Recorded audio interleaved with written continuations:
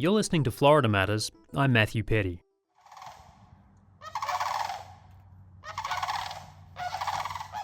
Do you recognize that sound? It's a flock of cranes at Fort Cooper in Citrus County. It's the kind of up-close wildlife encounter you might expect at one of Florida's 175 state parks. But you may have seen some other headlines about state parks lately. Florida's Department of Environmental Protection is proposing major developments at 9 state parks, including lodges, pickleball courts, and a golf course. You don't want to do that on a piece of land that was protected just for the benefit of the fact that it's a rare and a special place. That's Eric Draper, who spoke to WLRN in Miami. He led the state parks from 2017 to 2021, and he's not the only one raising the alarm. Here's Julie Wraithmell, Executive Director of Audubon of Florida, talking with WUSF. You can't climb to the top of the Dune Tower at Jonathan Dickinson State Park anywhere. You can't watch migratory songbirds flying in off the Gulf after their nonstop 20-hour flight from the Yucatan in the spring, like you can at Honeymoon. You know, these are special places that are increasingly rare in Florida, and they're not improved by a golf course or by a continental breakfast or by a pickleball court. So, you know, I think Floridians are rightfully kind of scratching their heads and saying, wait a minute, why exactly? The proposals about pickleball and golf courses at state parks are just that for now. Our newsroom will be keeping an eye on this issue for you, so check out the latest at WUSF.org. Coming up, you'll hear what makes these wild places so special and why people want to protect them. You're going to meet a St. Petersburg couple on a mission to visit all 175 state parks. But first, a conversation highlighting the primary election, what it means for your ballot in November, school board politics, and more. Voters across the Tampa Bay region cast their votes in Florida's primary election. You'll see some candidates moving on to November, and in some cases, like school board elections, the decisions have been made. Well, to talk more about what happened in the primary and what comes next, here's WUSF's Steve Newborn and Kerry Sheridan. Steve, primary elections don't always get voters too excited, so what was turnout like?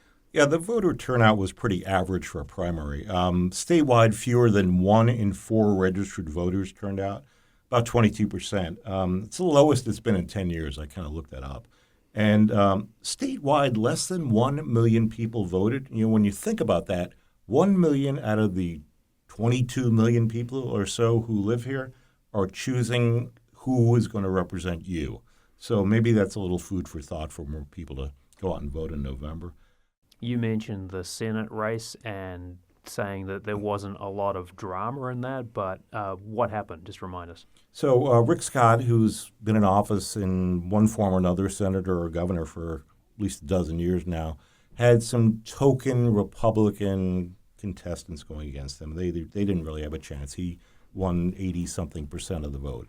On the Democratic side, Debbie Murkisell Powell, a former congresswoman from South Florida, easily won the Democratic primary. Kerry, you've been reporting on the Sarasota County School Board and the elections in Districts 2 and 3. Now, Liz Barker won in District 2 and Tom Edwards won in District 3. So what should people know about the District 2 winner in that race? Yeah, Liz Barker is a real newcomer to the scene in Sarasota. She is a mom of 4 children, all in public schools. She's the PTO president of one of her children's schools, and so she's very involved in that way. She's a former school psychologist, and she's been vocal at school board meetings, you know, really over the past year, speaking up on issues, and she decided to run to kind of, I believe her campaign slogan was something about competence over chaos. And she didn't really press the political angle of it. Of course, we know school board races are supposed to be nonpartisan, but mostly people seem to know which party people are affiliated with. But she didn't really push that too much. It was just more a real grassroots campaign of reaching out to people, going door to door, and getting some people on her side to go out and make contacts for her. And when you look at her campaign contributions, it really reflects that. A lot of, you know, $18, $25, $100 here and there. But it was a lot of community support that seems to have propelled her into office against an incumbent who was Karen Rose, who, you know, by all appearances, would have been a perfect person to reelect. She's a former principal, former teacher, has been on the school board for quite a long time. But she has grown increasingly political in recent years, and she was part of the conservative majority on the Sarasota School Board that made some decisions that really cost the district quite a lot of money. And that was like firing the superintendent after the conservative majority took over in 2022. That was national news, Right. Although he actually resigned, right? He wasn't technically correct, fired, he but he was wasn't pushed out. He was pushed out, correct. Yeah. But they had to give him a resignation package that was quite expensive because it was a no-fault removal. And District 3, Tom Edwards, I mean, this is a name that's pretty familiar to folks who live in Sarasota County. People have been paying attention to the news and especially following the drama around school boards lately. What can you tell us about this? Well, Tom Edwards is one of those school board members who you just see around a lot. You see him at school events. He's a Democrat, but he doesn't push the politics part of it. And he's also the only openly gay person on the board. So when these culture war issues were really flaring up a few years ago with Moms for Liberty and accusations of grooming, sometimes people in the school board meetings would say really negative things toward him, and the school board chair would not stop that from happening. So in the years since he was first elected in 2020, and he's really taken a role in bringing entrepreneurs in the community into schools, improving career education, improving arts facilities at schools and things like that. I should note too, though, he describes himself as a moderate, but folks who wanted him ousted and people on the conservative side would say he's not a moderate. They would sort of paint him as more of an extreme leftist. That's what we've heard, at least. Yeah, and I think that painting as extreme is sort of something that may be falling out of fashion in terms as school boards go. I think that this vote showed us that there was a large Democratic turnout compared to prior years. Sarasota County overall being just around 32%, actually a little bit lower turnout than the last election 2 years ago. But people seem to want to have some normalcy back into their school boards, make them boring again, maybe. So is that your takeaway from these two school board seats and who won in terms of what the makeup of the school board is going forward and what that means for policy and teachers and students? Well, it's, I think, important to point out that there is still a 3-2 conservative majority on the Sarasota School Board. But without Karen Rose there as a key ally to Bridget Ziegler, it does shift the balance of experience. Without Karen Rose there's a lot less experience on that board. So that will be interesting to see. It'll just be really interesting to see how this all plays out. This may be the last time school board races are decided in nonpartisan races in the primary, depending on how people vote in a proposed amendment in November. Did that issue come up on the campaign trail? Well, I think that people who were campaigning for the different candidates, yes, very aware of the politics involved. Are people, regular, everyday people in the grocery store aware? Possibly not. They may not really know. They may have seen a sign or they may have heard something. But a lot of people ask, who should I vote for? And they ask somebody that they know or somebody who's out campaigning, what should I do? So in that sense, maybe politics are a little bit too much a part of it. And do these results, Kerry, on the county and school level provide any clues on how the general election campaigns could look? Well, I think that with more Democratic turnout, this is all being sparked by Kamala Harris taking the head ticket. There is more interest. There's more enthusiasm. When I voted, I noticed that there was a Democratic tent outside the library. And the last few years, I haven't even seen one. It's only been a red Republican tent. So there were 3 Republican tents to 1 Democrat. So there is some more enthusiasm, but it will really depend on who really gets out and votes. Steve, what was your experience casting a ballot yourself, just kind of thinking about that personal experience of voting in this primary election? Well, I'm kind of old-fashioned in that respect. I like to go to the polls on Election Day just to kind of gauge the mood and the flow of people in and out of there. I asked the poll workers how the turnout was, and they said it was pretty good for that day. So Not bad turnout for going to the polls on Election Day as opposed to voting earlier by mail. Now, one of the races you've been paying attention to in Hillsborough County is the state attorney race. Ousted state attorney Andrew Warren had to get through a primary challenge if he wanted to get his old job back. So what happened there? Right. So Warren handily won his Democratic primary. The challenger was Elizabeth Martinez Strauss. She's a Tampa lawyer who applied to run before Warren changed his mind that he was going to run again. He had originally, after he got suspended by Governor DeSantis for signing a pledge not to enforce certain laws regarding abortion and transgender health care, he was kind of on the fence whether he was going to run, and so Elizabeth Strauss decided to register for that just in case. Yeah, in fact, I think at one point he said, I am not going to run He did. for re-election, and then changed his mind. 2 months later, he changed his mind, which, we're all entitled to do. So Warren won pretty easily. Now, he will face the woman who replaced him when Judge Susie Lopez was appointed by Governor DeSantis to that position. Yeah, I went to a recent Tampa Tiger Bay debate between the two, and let me tell you, there's no love lost between these two. That was obvious. And it's going to be a real interesting race come November. Sarasota County Hospital Board elections were held on August 20th. So what happened there? Who won those races? All right, so the Sarasota Hospital Board, this is one of those down-ballot tickets that nobody ever talks about, right, Carrie? I mean, most people don't even know it exists, right? It's a public hospital. They have elections. It's one of the few counties that actually has this. So a couple of years ago, the Medical Freedom slate won a couple of seats there. This is after COVID-19 and the whole hullabaloo about wearing masks, vaccines, and such. So we had 4 candidates who had chosen to run on this medical freedom ticket, and they all lost. Republicans, mainstream Republicans, came together. This is a Republican-only primary. The mainstream Republicans rallied, and they beat all 4 of these medical freedom slate candidates. So maybe the tide is turning a little bit on the meter, which way the wind blows in that particular fashion. So that was maybe unexpected. Kerry, it strikes me that both in the case of the hospital board and also the school board, you have 2 sort of movements in terms of the culture wars and then the medical freedom movement, which arose out of the pandemic. And now, as Steve says, maybe the tide's turning there a bit. So when you look at the hospital board, what does this election portend for the direction that board may take and the hospital itself? Yeah, there were some Democrats who changed their party affiliation before this just to vote in the hospital board because it is a Republican-only, situation in that way. So it probably was Republicans mainly coming together against them, but some Democrats added their voices to that.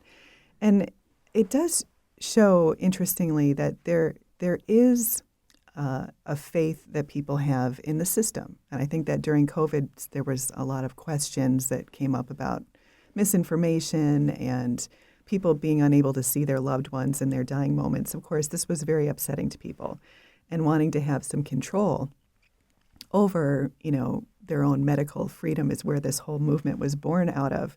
But will it last? Does it really have the legs? Apparently not. And also with the partisanship we talked about in school boards, Governor DeSantis endorsed 23 candidates, 11 lost, and the last time around, most of them won. So that's quite a shift. Any surprises aside from those 2 races to you this primary, Kerry?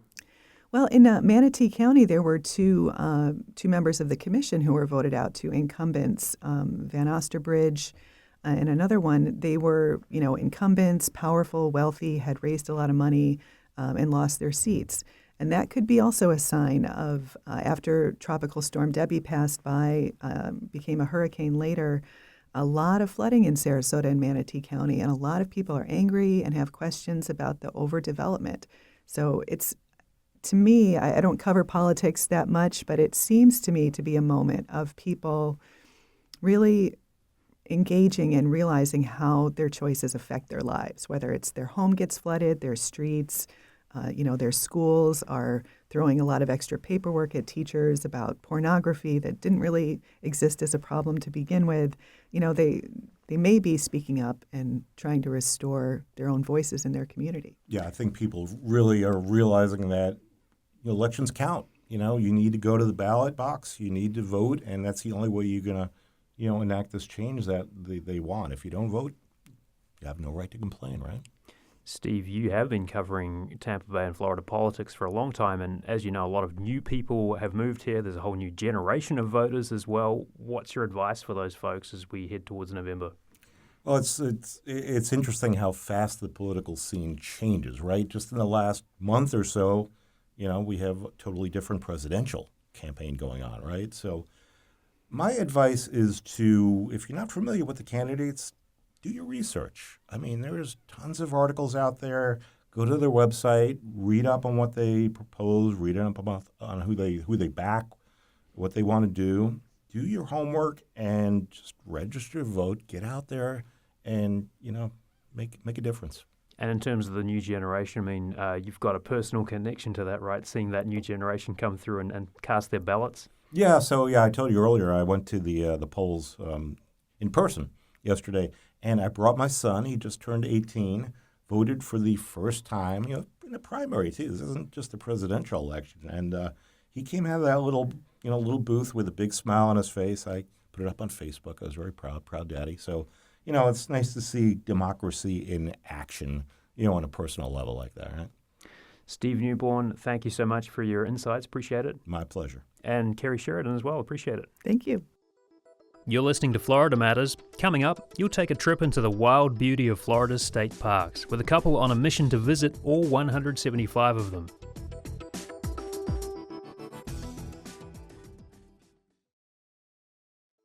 You're listening to Florida Matters. I'm Matthew Petty. What do you remember about the months after March 2020 as the world grappled with the unknown of the COVID-19 pandemic?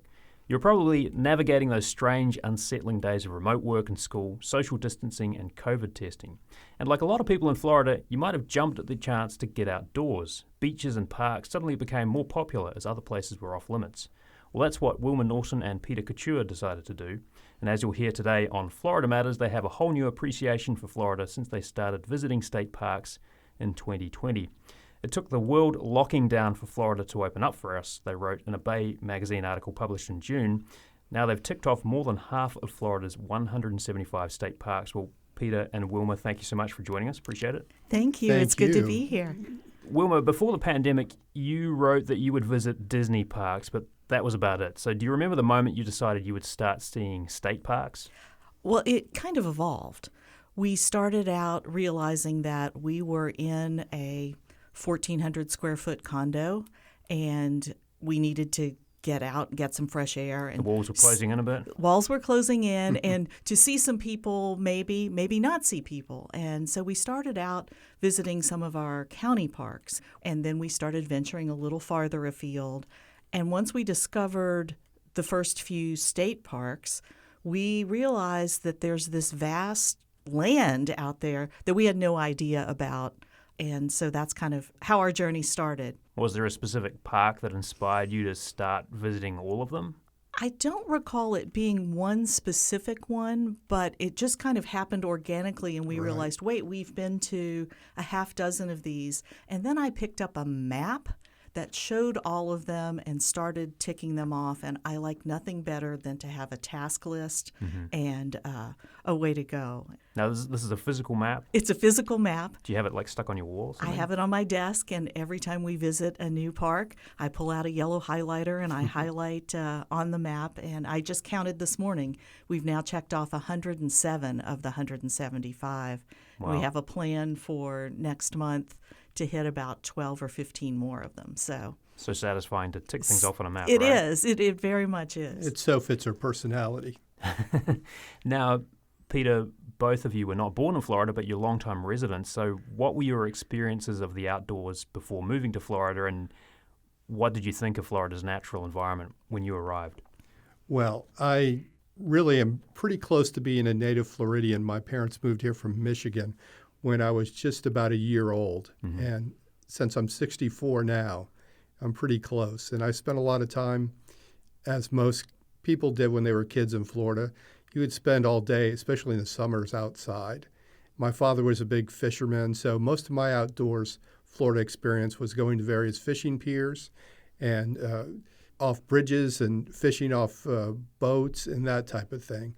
But the actual visiting of Florida state parks was never really part of my childhood or my adulthood. And so it was all new to me in that sense. And Wilma, you grew up in rural Kentucky, right? I did, and but I've been here 40 years, and so beyond going to a concert on the Bayfront in St. Petersburg outdoors or things like that, and going to Disney, we really had never been outdoors people. Our friends would say, "Oh, come camping with us," or "Come hiking," and we would sort of make a face and say, "We'll catch you later." Those same friends are now making fun of us for how much we are passionate about the outdoors in Florida and Florida state parks. Because I think living in the city, you don't realize how much of Florida is still vast and undeveloped, and how beautiful it is in so many different ways, depending on what part of the state you're in. We were in the Panhandle recently visiting. There's about 6 or 8 state parks along the Panhandle in the Big Bend area. And we got out of the car at Henderson Beach State Park and walked up over the dune. And I sort of caught my breath and said, now I understand why they call it the Emerald Coast. And that's not anything we had explored and probably wouldn't have planned a weekend in the Panhandle except for my list that I needed to check off. We had such a great time. One of the parks you wrote about is Washington Oaks Gardens State Park, south of St. Augustine, and you wrote, this park on the Atlantic, which we visited early in our exploration, showed us that you never know exactly what you're going to find, and that's a good thing. What did you mean by that? What we've discovered is that you cannot judge a book by its cover. If you look at photos online, they really don't tell the whole story of a park. We've gone to parks where we thought, oh, we knew what we were getting into, and it's totally different. Well, and I think Washington Oaks is a good example of that. It's divided by the highway. And so on the western side of the highway, there's a mansion and gardens and roses and all of that. On the Atlantic side of the highway, there are these coquina formations that look like the surface of another planet. And that was the surprise for us, is we had not seen anything like that. And I think at a lot of parks, I was thinking about, we were at Fort Cooper up in Citrus County, and there's a trail. We came out of the bathroom, and there was a flock of whooping cranes just standing there, and I pulled out my phone and then got video of them whooping and running and flying. And it's like, you can't plan those sorts of things. Wilma, do you have a favorite state park? I mean, there's a lot to choose from, as you say, and as Peter was saying, there's like there's a multitude. Every park has something special about it, but are there some that really stand out so far? Well, I think it's your favorite of what type. Myakka River is one of my favorites because it's not that far from us. If you have people visiting who want to see alligators, you always know you're going to see alligators. It has a varied terrain. There's a boat ride. We've seen bald eagles. And one of the things I love at Myakka, we've seen a couple of times, is people just pull their car off on the edge of the road, get their camping chairs out, and sit facing the water, the Myakka River, and read books and hang out. And for me, that's the microcosm scene of what Florida parks are all about. You can make it whatever you want. Peter, what about you? Are there some that really stand out for you? Jonathan Dickinson State Park, and it has a real variety in its geography. There are like prairies, and you can do a boat ride tour there to this settlement. And, it's one of those parks where basically whatever you want to do, whether it's hike or soak in Florida history, you can do it. And that's probably one of the favorites that we visited. Now, Wilma mentioned Myakka State Park as one that's fairly close to folks living in the Tampa Bay region. Are there some other hidden gems that you like to go back to time and again, close by? Well, Myakka, of course, really is like one that we go back to a lot. And in the immediate Tampa Bay area, Hillsborough River. Hillsborough River. It's got that great suspension bridge, and it has rapids, and it's kind of a hidden gem too, because you don't associate the Tampa area especially with wilderness. But you get there and it's like, wow, there are rapids here. Now, that's a relative term when you're talking rapids, but still, there are good hiking trails, and it's not what you'd expect when we could walk out this studio and be there in, a few minutes time. Yeah. I mean, speaking of being on the road and trekking around the state, these adventures are road trips, right? So I do want to ask, what's your go-to car snack? Well, we have, there are these Fritos twists that are honey barbecue that we only eat in the car because they're really bad for you. We usually carry salami and cheese and peanut butter stuffed pretzels, because sometimes you get way out in the boonies and you can't find any place to get lunch. Back in the spring, we were up in the Panhandle and we kept thinking, well, at least come upon a convenience store. And we just drove for miles and miles and miles through state forest until we finally got to a McDonald's at 3 o'clock in the afternoon when we got back on US 19. We do try to pack some protein as well as, nice, good, crunchy, fatty, salty stuff. Peter, has this changed the way you think about Florida? Yes, it has immensely, because I was unaware how beautiful Florida is and how diverse it is. And I do think of it differently. So my one regret is that I didn't start these explorations when I was younger. I could have gotten much more out of it, I think, when I was more physically fit and able to do some of these outdoor activities. Now, we both hike, and we really enjoy hiking, but I'm sure when we were younger, it would have been a little bit easier. So what would your advice be to others who might be interested in checking out a state park? When you see one of those brown signs that says whatever state park and an arrow, put on your turn signal and stop. Even if you don't have a pass, the annual passes for a family are $120. I think the most expensive state park is $8 per carload. Just go get out, stroll down the little path and look around. That's how we started. Well, Wilma Norton and Peter Couture, thank you so much for stopping by to chat about Florida state parks. Really appreciate it. Thank you for having us. Thanks. That's our show for this week. Florida Matters executive producer is Grayson Doctor. You can subscribe wherever you get your podcasts and watch on YouTube. Engineering support from Jackson Harp. I'm Matthew Petty. Thank you for listening.